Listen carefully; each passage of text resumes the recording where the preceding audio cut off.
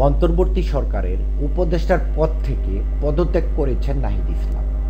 তিনি অন্তর্বর্তী সরকারের তথ্য ও সম্প্রচার মন্ত্রণালয় এবং ডাক, টেলিযোগাযোগ ও তথ্য প্রযুক্তি মন্ত্রণালয়ের উপদেষ্টার দায়িত্ব পালন করছিলেন। মঙ্গলবার তিনি প্রধান উপদেষ্টার কার্যালয় পদত্যাগের পর সাংবাদিকদের নিজেই এ তথ্য জানিয়েছেন। আমি প্রধান উপদেষ্টা বরাবর আমার পদত্যাগপত্র জমা দিয়েছি।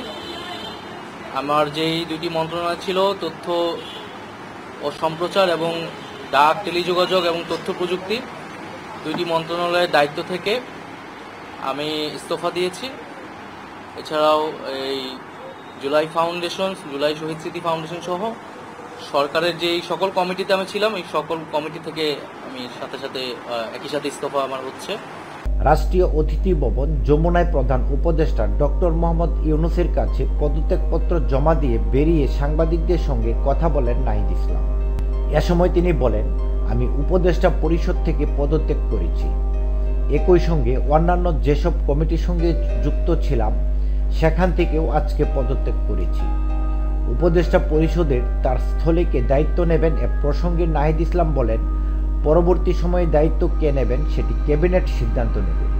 গত জুলাই-আগস্ট মাসে ছাত্র জনতার আন্দোলনে নেতৃত্ব দানকারী প্ল্যাটফর্ম বৈষম্য বিরোধী ছাত্র আন্দোলনের নেতৃত্বে এবং জাতীয় নাগরিক কমিটির উদ্যোগে নতুন রাজনৈতিক দল গঠন হচ্ছে। নাহিদ ইসলাম এই দলের নেতৃত্ব দেবেন বলে গুঞ্জন রয়েছে।